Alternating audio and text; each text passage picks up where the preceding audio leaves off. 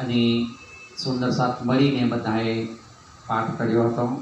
એ ચોપાઈ છે કિરંતન ગ્રંથ છે, કિતાબ છે, અને 126મો પ્રકરણ છે, ચોપાઈ નંબર 75.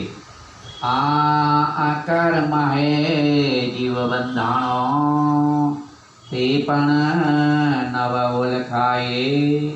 તો પાર બ્રહ્મ જે પાર થયો, તે કેણી પેરે ખોલાય, તે કેણી પેરે ખોલાય.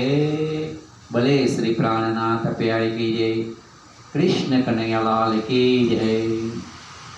શ્યામાશ્યામ ધામધણી એવા અક્ષરાતીત પારબ્રહ્મ પરમાત્મા,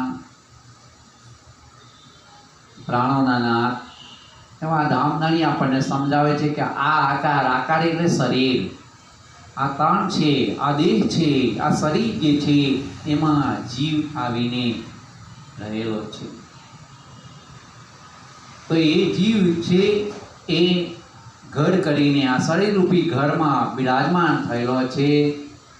તેને પણ કોઈ ઓળખતું નથી. એ જીવ અને શરીરને એક જ સમજે છે.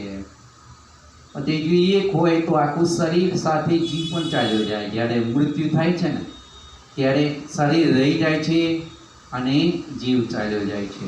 તો એ અલગ છે. પણ આ જગત જે માયાના ભ્રમમાં પડેલા જે માયાવી જીવ એ જ સમજે છે. અજ્ઞાનતામાં એવું સમજે છે કે આ એક જ છે, પણ અલગ છે. એને સમજવાનું છે, એ અલગ છે, એ ઓળખવાનું છે. એ ક્યાંથી આવ્યો, ક્યાં જાય છે, એ બધું જાણવાનું છે. એ જ્ઞાન આ વાણી આપે છે. તો વાણી સાંભળવા માટે પાઠ કરવો જોઈએ અને વાણીનું મંથન કરવું જોઈએ. એના પર વિચાર કરવો જોઈએ તો ખબર પડે. પણ એ જીવ તો એમ જ કે એને ઓળખતો જ નથી. માયાના જીવો એ અજ્ઞાનતામાં ભ્રમણામાં પડે છે, મારું તારામાં પડે છે. એને ક્યાંથી ખબર પડે છે? મારું કે તારું કોઈનું નથી અહીંયા, છતાં પણ મારું તારું કરે છે ને. એટલે પછી ક્યાંથી જીવને પણ ઓળખે? એટલે નહીં ઓળખાય.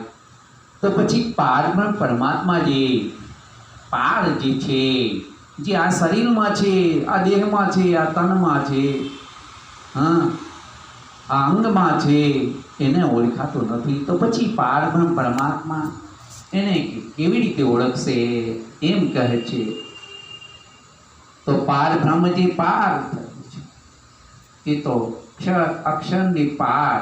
ગીતાજીમાં 3 પુરુષની વાત કરે છે. ક્ષર પુરુષ, અક્ષર પુરુષ અને એથી આગળ ઉત્તમ પુરુષ, એ પુરુષોત્તમ. એ પારબ્રહ્મ પરમાત્મા જે છે એ કૃષ્ણ પારબ્રહ્મ પરમાત્મા, અક્ષરાથી શ્રી કૃષ્ણ, એમની વાત છે.